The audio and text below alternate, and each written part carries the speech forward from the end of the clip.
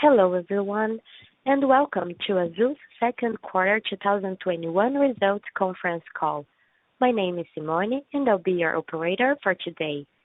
This event is being recorded, and all participants will be in a listen-only mode until we conduct a question-and-answer session following the company's presentation. Should any participant need assistance during this call, please press star zero to reach the operator. I would like to turn the presentation over to Thaisa Berli, Investor Relations Manager. Please proceed. Thank you, Simone, and welcome all to Azul's second quarter earnings call. The results that we announced this morning, the audio of this call, and the slides that we reference are available on our IR website. Presenting today will be David Neeleman, Azul's founder and chairman, and John Rodgerson, CEO. Alex Malfitani, our CFO, and Abhi Shah, our Chief Revenue Officer, are also here for the Q&A session. Before I turn the call over to David, I'd like to caution you regarding our forward-looking statements. Any matters discussed today that are not historical facts, particularly comments regarding the company's future plans, objectives, and expected performance, constitute forward-looking statements. These statements are based on a range of assumptions that the company believes are reasonable, but are subjected to uncertainties and risks that are discussed in detail in our CVM and SEC filings. Also, during the course of the call, we will discuss non-IFRS performance measures, which should be not considered in isolation. With that, I will turn the call over to David. David? Thanks, Thais. Hi, everyone, and thank you for joining us for our second quarter 2021 earnings call. First of all, I have to start, as always, by thanking our amazing crew members. Our strong culture and the passion of our people have for this company have been essential as we successfully navigated the challenges of the pandemic. Thanks to their efforts, we are in the position to emerge from this crisis stronger. As you can see on slide 3, our competitive advantages are stronger than ever. We are already flying to 130 cities, and we have many more to open this year. Our team has done an incredible job in rebuilding our network, focused on our strength, which is connectivity. Our unique fleet flexibility gives us the ability to access demand that no one else can. This has allowed us to recover our capacity to more than 2019 levels, which is incredible, while we are still the only carrier in 80% of the routes we serve. Our business model is unsurpassed in the terms of the network effect. And as demand recovers, we can add destinations to our map. This improves revenue and profitability in the entire network. It's very synergistic. Our focus on the network and its future leads us to slide 4, where I'm once again excited to talk about the recently announced partnership with Lilium. We know Brazil. We have helped double the aviation market since our founding, and now with Lilium, we see huge opportunities to create new markets and expand our business. The Lilium jet is ideally suited for the types of regional and sub-regional flying that Azul created in Brazil. Also, this innovative partnership helps us to accelerate our ESG commitments by leveraging in an unprecedented way economic and social developments in Brazil through the 100% electric airplane model. Speaking of Brazil, I know the external news flow is not always positive. That's why on slide 5 it is important to share the amazing progress the country has made. At this moment, there are more than 155 million doses have been applied out of the vaccine out of a population of 160 million. In total, 600 million doses of the vaccine are available this year. That is 3 doses for every single Brazilian. In addition, in the upcoming weeks, all adults in Brazil will have received at least 1 dose of the vaccine. Thankfully, daily case counts and deaths are coming down rapidly. The economy is reopening safely. Restrictions on businesses, restaurants, and other public places have been removed. Schools are back in person, and our corporate customers are thankfully returning to the office. Moving to slide 6, what gives us further confidence is the high intent to vaccinate amongst Brazilians, one of the highest levels in the world. I personally don't know anyone in Brazil who doesn't want to get the vaccine. This intent to vaccinate is so critically important, especially as we see the impact of new variants. The combination of efficient vaccine application, more than sufficient availability, together with this intent, gives the confidence that the country has the tools to deal with the different variants. Brazil currently has the Pfizer, AstraZeneca, Johnson & Johnson, and CoronaVac all approved and are being applied throughout the country. Vaccines are the solution, and Brazil now has plenty of them. Everyone has seen the boom in demand in the U.S. travel as the economy opened up, and we are now seeing the same phenomenon in Brazil.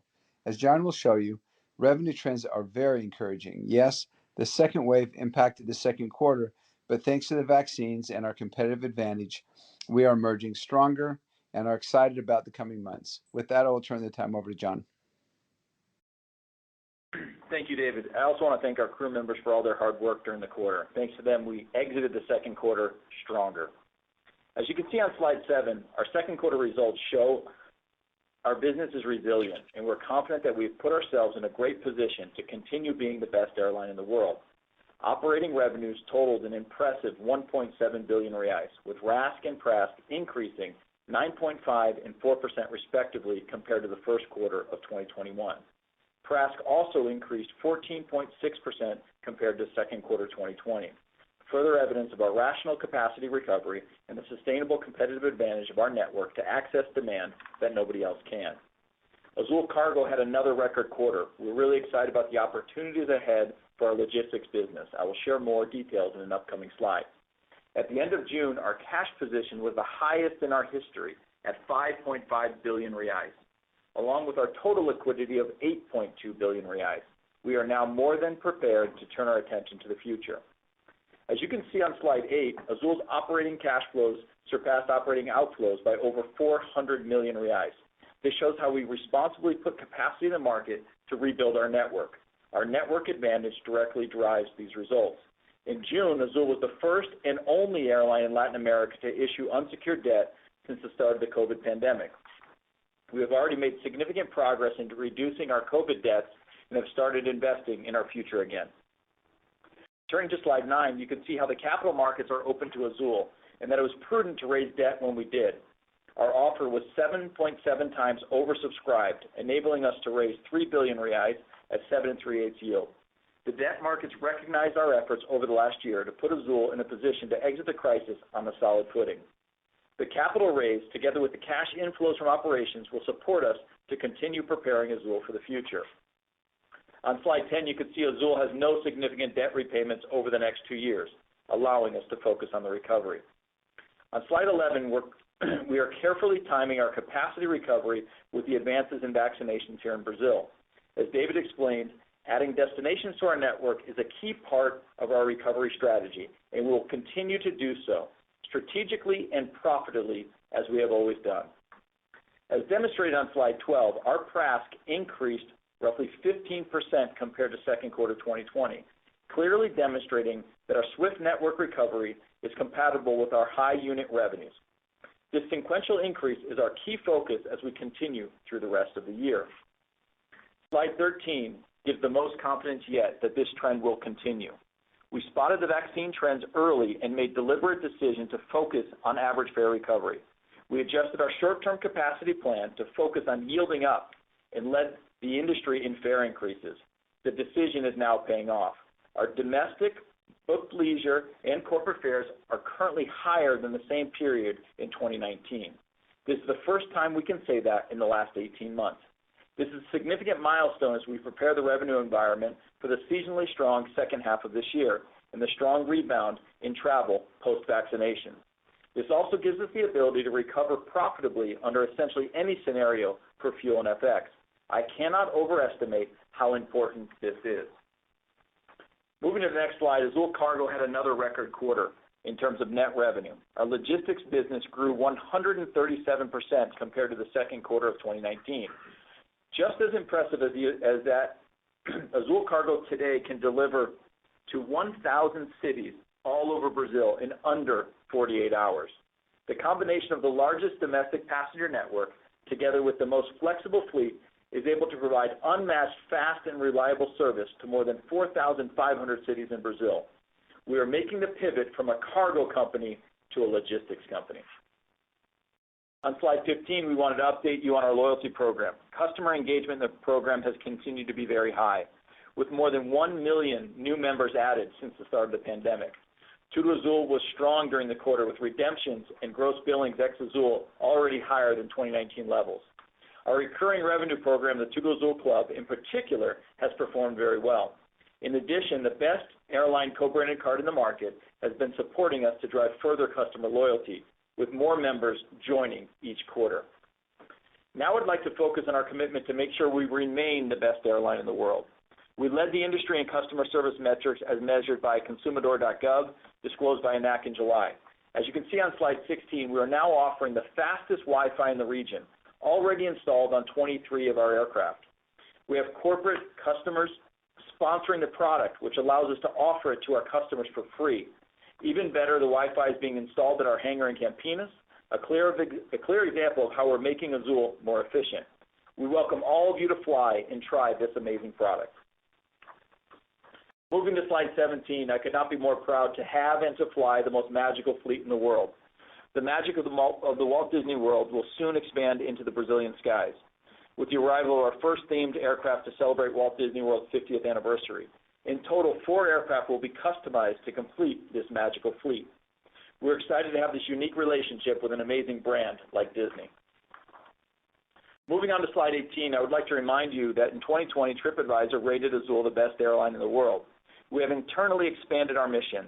Now we also want to be the best airline for the world. Aviation is a key driver of sustainable development, bringing people, businesses, and communities closer together. Safe, reliable, efficient, and cost-effective air transportation is an important component of a broader mobility strategy to foster development in an emerging market. Azul serves 130 destinations in Brazil and is the sole airline in 80% of our routes, providing an essential air service to these communities. Each time Azul connects a new, previously isolated destination with other regions of the country, it contributes to the local development, providing employment opportunities and stimulating trade, tourism, among many other benefits. In the second quarter, Azul supported more than 100 different actions, helping millions of people. We distributed more than 80 tons of food. Over 500 organs were transported on board our aircraft, saving lives. And we delivered more than 20 million vaccines all throughout Brazil. Wrapping up on slide 19, it's important to remind you that Azul is emerging in a stronger position, and we remain with our 2022 expectation that EBITDA will surpass our best year of 2019. We have a unique and powerful levers to make that happen. We are now one of the only airlines in the world forecasting 2022 EBITDA above 2019. Yes, we'll have some bumps in the road ahead as fuel prices and currency remain a challenge. But as we look forward, we'll focus again on fleet transformation. It continues to be a strategic target for us to transform our fleet as quickly as possible with discipline and responsibility. I feel confident that as vaccinations continue to progress, the economy reopens and corporations return to office, we will see a strong revenue environment during the second half of the year. We've worked hard to put ourselves in a position so we can take full advantage of it. With that, David, Alex, Avi, and I are here to answer any of your questions. Ladies and gentlemen, thank you. We'll now begin the question and answer session. If you have a question, please press the star key followed by the 1 key on your touch-tone phone now. If at any time you would like to remove yourself from the questioning queue, press the star 2. For those following the call via webcast, you may post your questions on the platform and they will be either answered during this call or by the Azul Investor Relations team after the conference is finished.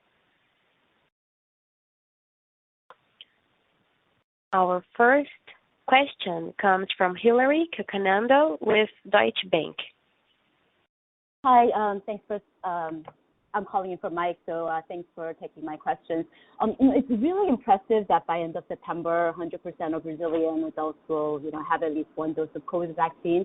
So I guess are you seeing, corporations in Brazil mandating their employees to get back to the office this fall? And if so, what is your view of the, of the corporate, corporate segment of your business? I mean, do you expect a full recovery by, maybe early next year? Wanted to get your views on that. Thank you. Yeah, we're seeing, our office is now filling up. I think all throughout Sao Paulo, the rodizio for traffic in Sao Paulo is back on. Restaurants are open. Companies are coming back online. I think most companies will be in the office by the end of September, and we're hearing that from all of our corporate customers. And so I'll let Avi talk to how that's trending in terms of revenue demand. Yeah, hi, Hillary. So, yeah, we're definitely hearing from our corporate customers that as the second dose comes into play for the months of August and September, that they are coming back to the office, which obviously is a very good sign. So our corporate revenue recovery right now, the latest data is around 60%, 60, which has been a nice recovery, especially in the last couple of weeks. And this month especially, a lot of people will get second doses. So I think we are already leading. Brazil as a country is leading many countries in terms of recovery, and Azul is leading that as well because of our diversified network and how we're exposed to different parts of the corporate business around the country. So it's not just finance, it's agro, it's infrastructure, it's energy, pharma, all those kinds of things. And so, we're seeing some segments of corporate already over 100%, which, for example, construction and engineering is already over 100%. But then we have finance at 36%, for example. So, but where we are exposed to different parts of the country, our recovery is already at 60%. And even with that, we're still booking higher fares than 2019. So as that recovery progresses, it's actually going to want to push the fares even higher. Okay. So in terms of, that's great. But I guess in terms of, getting back, in terms of volume, when do you expect the recovery, I guess, to be, relative to 2019? Yeah, so right now we're at 60%. I'm expecting, steady improvement over the next couple of months. We'll have to see where we end up at the year, but I think we're going to be well ahead. I can easily see us being at 75, 80, 85% by the end of the year. I think I also want to highlight one thing that David had mentioned. There will be 600 million doses for a population of 200 million people. And so, yes, there are several individuals that got the Pfizer vaccine, others that got the Johnson & Johnson vaccine, AstraZeneca, and the CoronaVac. But Brazil has the ability to mix vaccines, apply booster shots, and so they have the availability to do that where many other countries in the world do not. Okay, got it. And then as a follow-up, do you think average leisure fares are also going to remain strong into the third quarter? And how far out on the booking curve are customers booking now? Yeah, so actually average leisure fares and corporate are both up. Leisure fares are more up as leisure has led the recovery in Brazil like elsewhere in the world.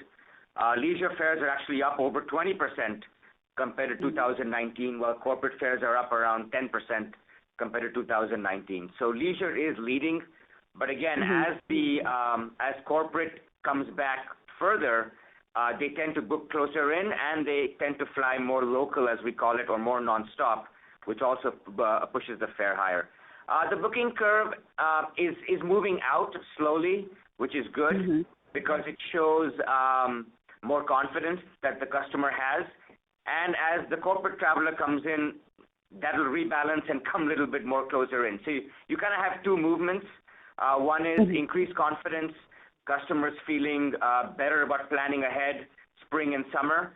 But as the corporate comes back, the curve will move in as well. So I would say on average, it's still further out compared to where it was in 2019. And as the corporate comes back, it'll start to shift in again. Got it. Great. Thank you so much. Thank you. Our next question comes from Savi Syth with Raymond James. Hey, good afternoon. Just on the recovery, as you're kind of outlining and thinking about 2022. I was curious what you're assuming in terms of, capacity both at Azul and the industry and generally demand expectations and maybe some of the macro expectations. I realize this is just kind of a high level plan, but wondering what what's underscoring that 2022 EBITDA outlook. Yeah, hey, Savi. In terms of capacity, the fleet is going to be largely unchanged, and so it's going to be increasing utilization. And a lot of it also is just coming full year of the ramp up in capacity this year, right? So we had the sort of reduction in the second quarter because of second wave. Now we're in the process of recovering it. We have, as John talked about average fares, we actually could fly more if we wanted today. But we've actually held the recovery at about 110% for the next few months, so we can give average fares time to catch up, coinciding with the vaccines. And it's actually worked out better than I could have expected in terms of the average fares that we're seeing, and that gives us a lot of confidence going forward. So it's just going to be our current fleet and the capacity that we have in November, December, just coming year round. So that's going to be that's where the growth comes from. There's no other incremental growth. So you can think of it as our fleet that we have today, sort of normal utilizations, just coming, for a full year, as opposed to having a ramp-up period. That's helpful, Abhi. And then on the industry side, you've seen one of your competitors do an aircraft order and accelerating their fleet transformation, and then another competitor is still, working through bankruptcy. Just curious what you think the industry capacity would look like in 2022.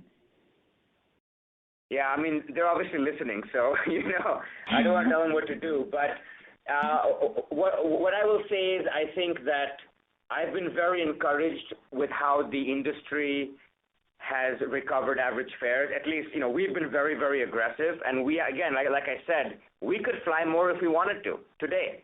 And we're not doing it, and we're giving the market and we're giving demand time to catch up with average fares and unit revenue, right? And we made that decision in July, in late June, as we saw the vaccination numbers pick up. We said, look, we need higher average fares, and we want to prepare ourselves for the returning demand. And so that's the decision that we made, and it's working out really well for us. And the industry has followed, and I hope that they're seeing something similar to what we're seeing, because I think it's good for everybody. So I think overall it's going to be disciplined. I think that they also want to have a good year like everybody else. I don't see, anybody attacking anybody or things like that. I think within their plans, they're going to want to be disciplined, and as are we. So our focus now is sequential revenue improvement.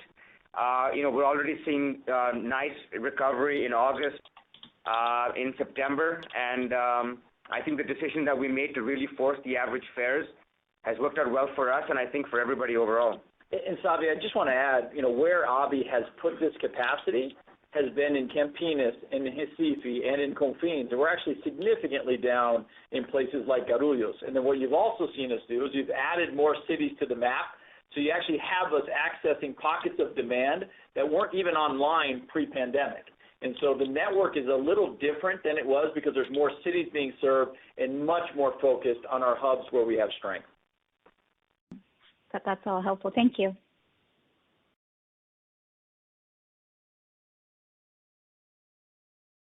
Our next question comes from Dan McKenzie with Seaport Global.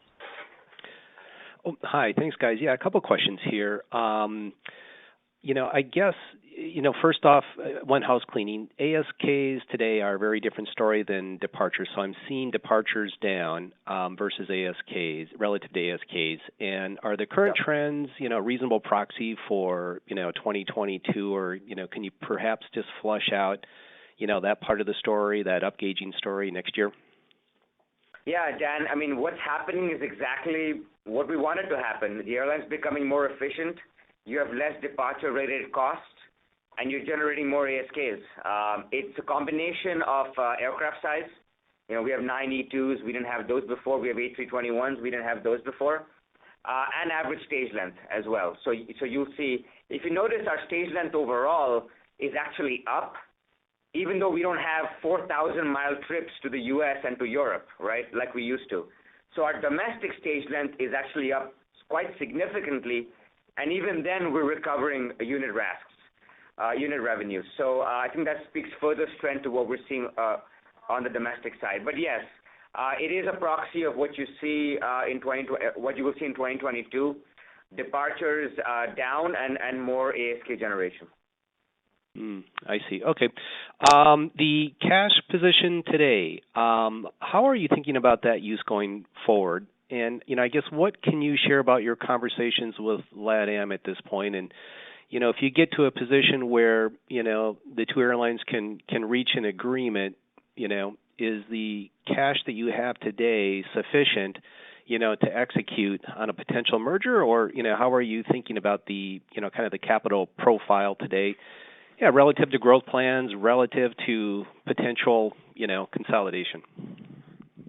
Hey, Dan, I'll let Alex kind of talk about our current cash, and then I'll answer the consolidation question. Yeah, so, hey, Dan, on current cash, it's consistent with what we've been saying. We were proud of the support that we got from our partners, to get through the tough times that we had last year. And we committed to paying everybody back over time, and that's what we're going to do, right? We have multiple years to pay everyone. This year is mainly a year where we're paying back suppliers. Next year we'll start paying back the banks, the principal on the debt that was going to mature in 2020 and 21. We renegotiated to start paying in 2022.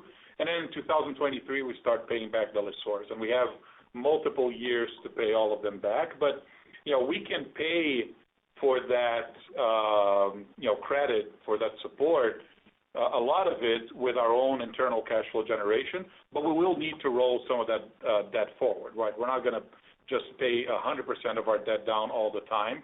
We're going to look at our cost of capital. We're going to look at the instruments that we have, and we're going to strategically decide, which debts we should pay down, which debts we should roll forward, which new sources of capital we can access, right? But we are still targeting to be above 3 billion reais at the end of the year, like we guided, a quarter or two ago. So some of the cash position that we have is intentional, right? We raised that capital so that we can use it to pay for deleveraging and to invest in the future, so that we have the fleet ready to fly 100% of its capacity whenever we decide to do so. Yeah, Dan, we're not going to talk too specific about our negotiation strategy, but I will say that we believe strongly that consolidation is healthy, whether it's commercial or full integration consolidation in the market. LATAM has their own process going on where they do have an exclusivity period as we speak, but I am very confident that it's in the best interest of all of their stakeholders, and especially their creditors, because the synergies of domestic consolidation in Brazil are very large, and that will benefit everybody. It will benefit pilots, it benefits suppliers, it benefits airports, it benefits the entire industry, including OEMs. And so, yeah, we haven't given up on it. We're still looking at it. We're excited about the opportunities that exist, and we think it's a very favorable regulatory environment to do so. Yeah, and as John said, there's so much synergies, so much, market value creation in any kind of, transaction, be it commercial or strategic, that it's easily financeable, right? So the cash, if it's required for any one of these transactions to materialize, will not be a problem. We've had several inbound calls from some of the largest funds in the world, wanting to finance a transaction. So we'll kind of update the market, at the appropriate time, but there's nothing to update at this time. Understood. Thanks for the time, you guys. Thank you, Dan. Ladies and gentlemen, as a reminder, if you would like to pose a question, please press the star key followed by the 1 key on your touch-tone phone now. Our next question comes from Savi with Raymond James. Hey, thanks for the follow-up here. Just a little bit more on the fleet angle that you mentioned before. Is the kind of the net flat fleet just a net of kind of deliveries and retirements, and therefore we'll see more kind of upgauging into next year? And tied to that, I was curious, given the kind of the improvement in utilization and the cost restructuring that you've done so far, is it fair to assume that you can kind of get to non-fuel unit costs in 2022 that are better than 2019? Yeah, Savi, I'll let Alex kind of address the unit cost, but that's why we're still here, right? I mean, a lot of people say, "What the heck are you still doing in Brazil? You've been here 13 years." I'm here because there's going to be 50, 70 E2s coming on that burn 20% less fuel than the E1s, and they have 18 more seats.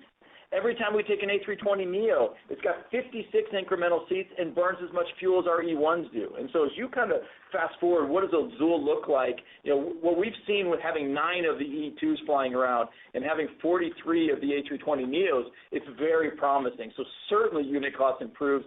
Certainly we can actually, increase our ASK production with lower level of departures. And the airline is a much more efficient organization because of the refleeting that's taking place. And so, we are several years in front of our competition on that front, and I think that is, that's what gets us so excited about this business. Exactly, yeah, and for next year, the fleet's going to stay essentially flat if we choose to do so, but we have the optionality to advance aircraft deliveries forward, right? And so we will make that decision at the appropriate time. I think, worst case, we stay flat, to slightly down as leases reach their expiration date. But we have the ability to advance delivery of next generation aircraft if we choose to do so. On the unit cost side, I think everybody knows that the unit cost is going to come down dramatically from where they are today, right? First, there's the operational leverage that we can generate a lot more ASKs, essentially with the structure that we already have in place. A lot of the fixed costs that are already in our P&L, they will not go up as we bring the network and the capacity back, right? So that operational leverage is going to reduce CASK significantly. And then we also committed to you, right, and we reaffirmed that commitment that we will be a more efficient airline post-COVID than we were. We already are. Just to give you an idea, at the airport level, we already process 50% more customers per airport crew member today compared to 2019. And we're pushing that number up, right? We have an internal goal to push it even further up, and so we will be even more efficient. Some of it is upgauging, but a lot of it is technology, a lot of it is processes, and in every area of the company, we're committing to being a more efficient airline. So the bottom line is that when you get to 2022, if you control for fuel and FX, because everybody, I think, has a different assumption for where fuel and FX will be, but if you control for fuel and FX, our unit costs will be down from 2019, somewhere in the mid-single digits, right? Then you have to layer on your assumption for fuel and FX. If that assumption for fuel and FX, pushes costs up, then the fact that we today have fares above 2019 levels should give everybody confidence that we will be able to recapture, and pass through cost increases to fares wherever they end up, right? Because everybody in the industry is facing FX and fuel pressures, and so the capacity discipline and the rationality will allow us to continue pushing fares up if they're required. But in terms of unit cost, yeah, you can count on us being certainly a more efficient airline post-COVID as we committed to you.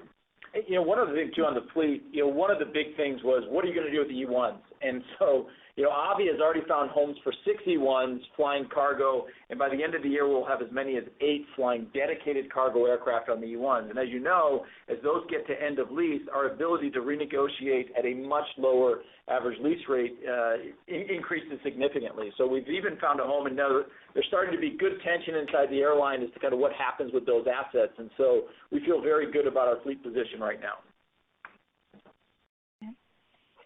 That's helpful. And I realize this is several years out, which feels like a lifetime right now, but with the Lilium jets, how do they fit within the network? Is it serving areas that you serve today, or is it kind of making it easy for people to get to Azul flights, or how do those aircraft fit within the network?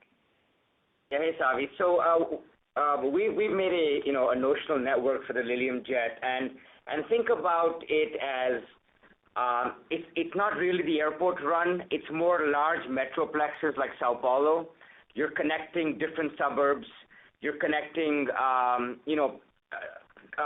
something.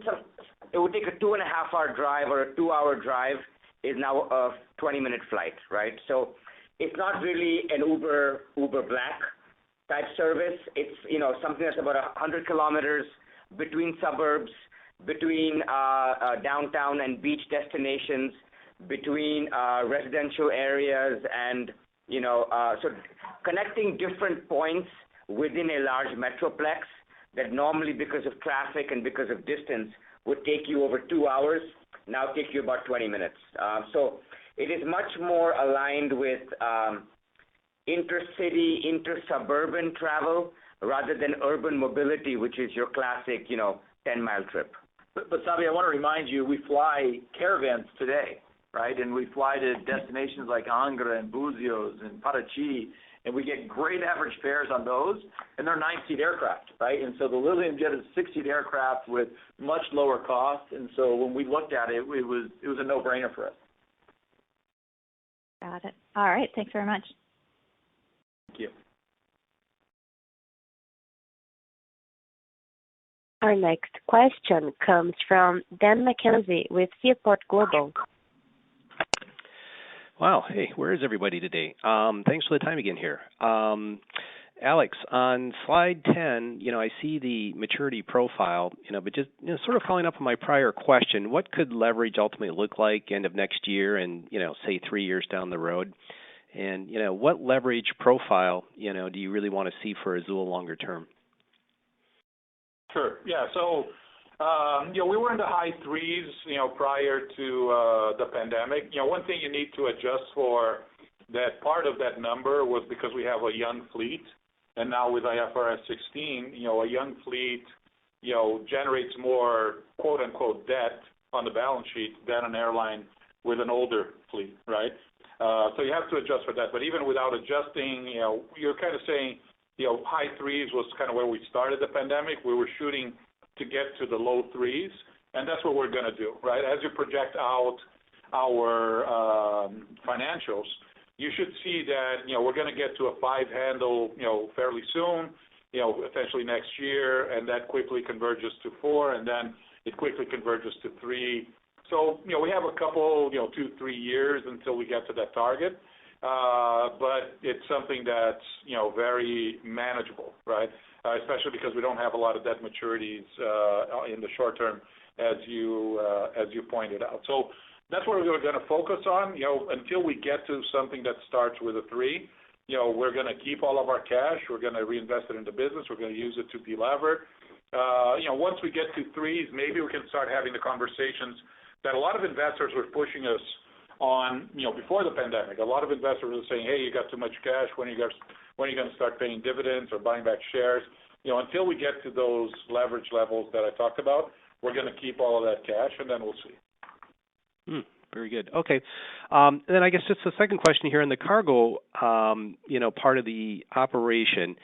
I'm just wondering if you can just help elaborate a little bit more on, where you are today, where you want it to be end of next year, and, how we should think about that growth trajectory as we head into next year and also head into, kind of over your 3-year plan.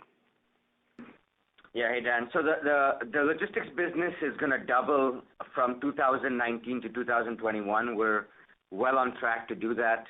I think we talked about this a lot on the last earnings call, is we're really seeing great strength in customers migrating from road to air, and so that's driving. We aren't really stealing share from our competitors. We're helping grow the market, and so I think that's sustainable growth going forward. I mean, next year, there's going to be strong growth as well. We have the E1s that John talked about, which would significantly help, and we're looking at our dedicated freighter fleet as well. So, we should have, I don't know, 20, 25, 30% growth again next year as this momentum continues into next year. You know, just to put that in perspective, Dan, we did $500 million of revenue from cargo in 2019.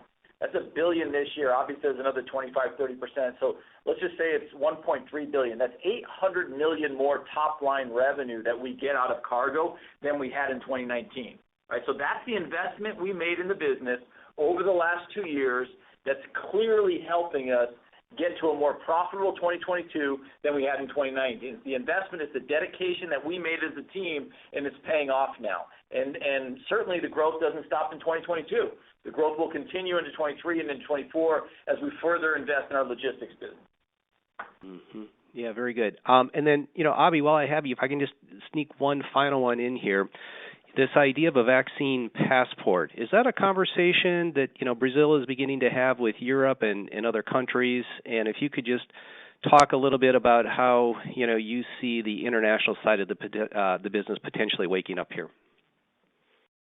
Yeah, I mean, it's still a little bit slow, Dan. I mean, we know about the 4 task forces in the U.S., you know, with the U.K., U.S., Europe, Canada, and Mexico. I think that the pressure is high to open those borders, and I think Brazil is on that list as well, especially with the numbers coming down here significantly in terms of hospitalizations, in terms of cases, in terms of deaths. So I do think that, you know, some countries like Spain, like France, have started to open up with the vaccine requirement. You know, we know about Greece, we know about you know, places like that, even the UK now with the US travelers. So I think momentum is building. You know, do I think it's weeks away? Probably not. But I think momentum is building, and I think that it's important for sort of these rules to be aligned as much as possible so that customers aren't dealing with different regulations for different countries. So I think momentum is building. And I think it's going to continue to build towards the end of the year. You know, we'll take it as it comes for international. We're not going to force anything. There is significant pent-up demand. There's no doubt about it. But when those regulations open up and they kind of make sense, you know, we'll add back the service. So I would say momentum is building, but, you know, I would say it's still probably maybe 1 or 2 months away, not 1 or 2 weeks away. Thanks for the time again, you guys. Thanks, Dan.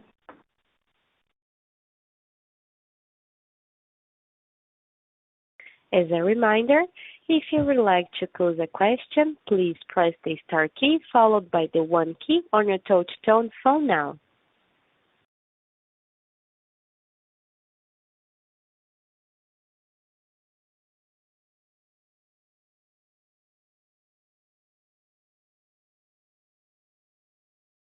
Ladies and gentlemen, this concludes today's question and answer session.